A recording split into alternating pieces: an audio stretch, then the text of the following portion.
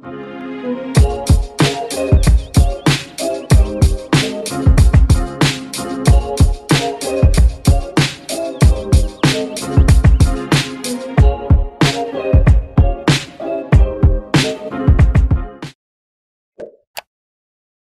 what's up, you guys? Welcome back to my channel. This is Jenny, and welcome to the Fur Travels. So, this video is a special video. It's out of the blue, but I decided to make this one because today is actually my 1-year anniversary here in Kobe, Japan. This day last year, I arrived here in Kobe after a 2 weeks quarantine in Tokyo. If you have seen my previous videos, ever since I came here to Japan, you would know. And yeah, so this video is just a short sharing type of video that I wanted to share with you guys. I wanted to tell you 5 things that I have realized since coming here to Japan. Like after a year, this is the 5 things that I've realized, about life, about Japan life, about teaching, and things like that. Before we start, don't forget to click that subscribe button. Don't forget to follow me on my Instagram account, of course, right here. And of course, please like and share this video if you are an inspiring jet, because I am going to be doing a lot of jet vlogs. So with that, yes, let's get started. I have had a lot of realizations ever since I came here to Japan. It's been a year, and probably my number one realization above all is that living alone is very challenging but rewarding. So as you know, I'm a Filipino jet. I'm from the Philippines, and in the Philippines, it's within our culture to live with our family, even if we graduate school already, as long as we're like single and not yet married. Well, sometimes even if we're married, we sometimes move in with our family. So Filipino culture is just like that. We live in the house where there are extended families living together, and it's normal for kids to remain with their parents until they're like not married yet or something like that. So to cut the story short, I have been living with my parents ever since I was a child. But this is my first time actually living very, very far away from them, and I haven't been home for a year now. And so I came to realize that there are a lot of things that I can discover about myself when I live alone. And I couldn't have had realized this if I was with my parents. I had a lot of skills that I discovered that I can do, especially within the house, because I had to do everything by myself. I still have to until now. And so that's one of the realizations that I have had. It's very challenging, especially when I'm sick. I just came back from a sickness actually. I was really sick for the past couple of days. And yeah, it's been really challenging. It's really sad when you're alone. Nobody's gonna do the things that you want to be done inside the house. It's just you and you alone. But even though that it's challenging like that, it's also rewarding because, like what I've said, you get to discover a whole new version of yourself, and you get to actually train your skills and be more like an adult, be more responsible with in terms of budgeting, in terms of time management, in terms of like having a healthier lifestyle, and so on and so forth. And just you get to discover a new you. It's very rewarding, and it's very peaceful. Like you have the time, your time is for you only. You get to decide what you want to do, get to do what you want to do, choose when to do what you want to do, and it's really rewarding in itself.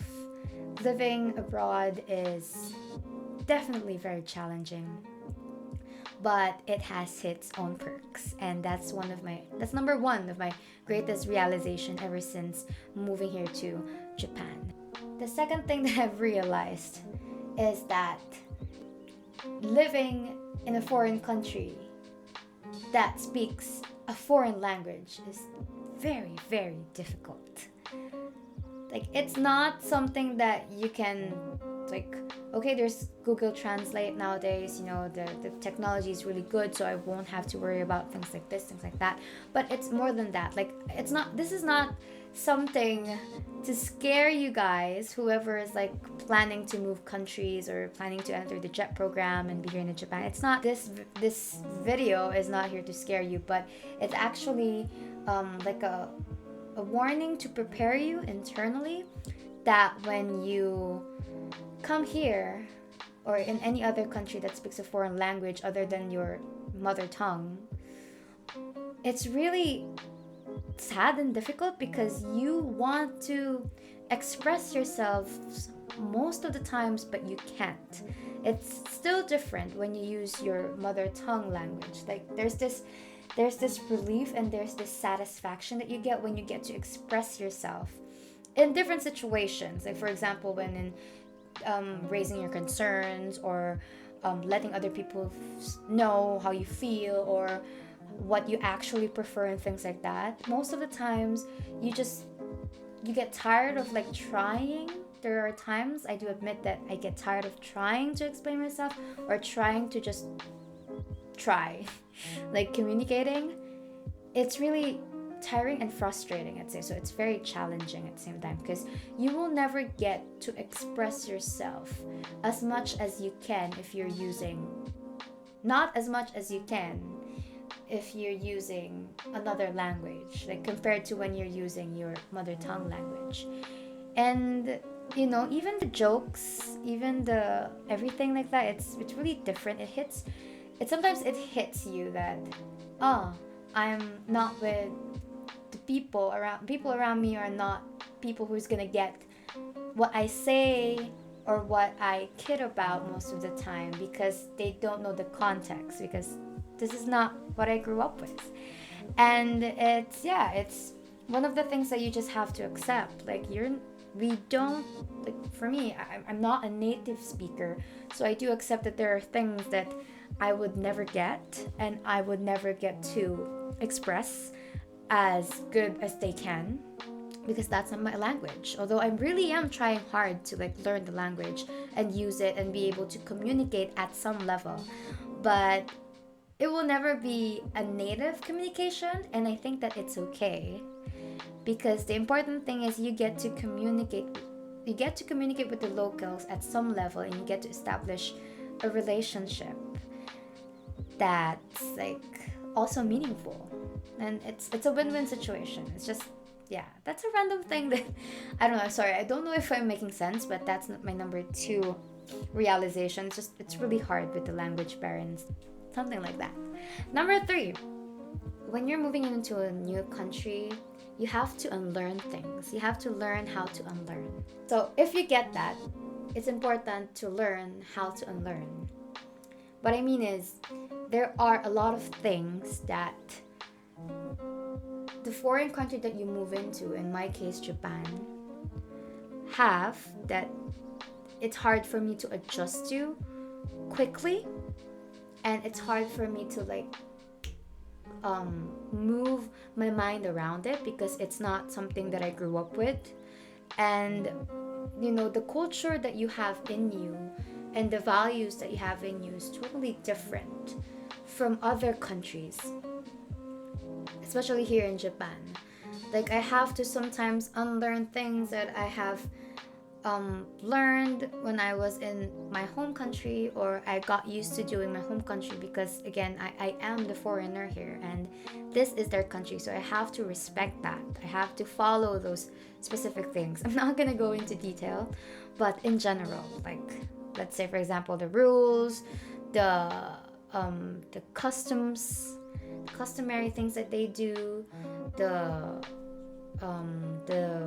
basic everyday life hacks or things like that. It's not the same as what I have grew up with in the Philippines, but definitely it's very important to unlearn it, especially if like I'm dealing with the locals that I have made friends with, so that they won't feel disrespected or they won't feel shocked or be offended or anything like that. You just have to be careful. You just have to be very open and flexible, and just unlearn the things that you've learned this whole your entire life, and just try to learn new things while you're in Japan, or if you're moving into another country. Yeah, I hope that made sense, Joe. Number 4, the fourth thing that I have learned, I guess, another thing is that it's very important to keep a good connection with your family and friends at home. Like, I know that it can be challenging, especially the first few months of migrating to another country. You're busy making new friends, making new life, but don't forget to maintain the connection that you have with your friends and your family in your hometown or in your home country, because they will actually get you through some heavy shit when things get rough, because after the honeymoon stage, it's slowly gonna sink in that, oh, it's not easy, like moving or being here in Japan, things like that. But keeping a good communication with my friends and my family, it helped me a lot to survive and be able to be here in Japan for a year. So if you're also gonna move to Japan, or you plan on moving to another country, it's very important that you maintain that connection that you have with the original people that you grew up with. And number 5, the last realization I think I have right now after a year is that a year looks like a very long time, but it actually passes by so quickly. Like, looking back now, I can't believe that I've already been here in Japan and in Kobe for a year. Like, I've made some progress, like a lot of progress. I feel like my language, my communication skills in Japanese improved. My mindset has improved. My planning, my skills and budgeting skills and everything, like living alone, it has improved. And yeah, that's one good thing, but it's also scary how fast it all went by. Realize that I have to also enjoy my time here, not just focus on one thing, but like make sure to enjoy every moment of it, because sooner or later it's gonna be like 2 years, 3 years, 4 years, 5 years, and I have to move on to the next chapter. And this is an experience that I have been waiting since I was a child. So I realize I really need to put myself in the moment and not overthink about a lot of things, like what am I gonna do after the JET program or things like that. I just have to like focus right now, doing now, improving myself at my skills as a teacher, and building a relationship with my students, with my coworkers, with my friends here in the community, and yeah, basically exposing myself into a lot of activities as an assistant language teacher, and just continuing to grow. And yes, and with that, those are the 5 realizations that I have had within a year living here in Kobe, Japan. So guys, I just wanted to share these feelings and thoughts with you, because I know that some of you are wondering how is an ALT's life after a year, and basically that's my life after a year living here in Japan. And I'm very excited for all of you, for those of you who are applying for the JET program, or just recently passed and just recently moved here and just moving into their first month or second month. I'm excited for you to reach this point, and be able to also share something to us, like how was your life, what did you learn, and things like that. And I hope this also serves as an inspiration for those of you who have been dreaming of coming here and living the life here in Japan as an assistant language teacher or something else.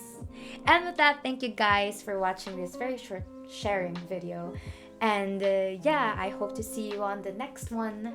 I have been planning a lot of stuff for the upcoming winter break so that I can make more videos, and I hope you wait for that. And I'll see you guys again soon. Bye!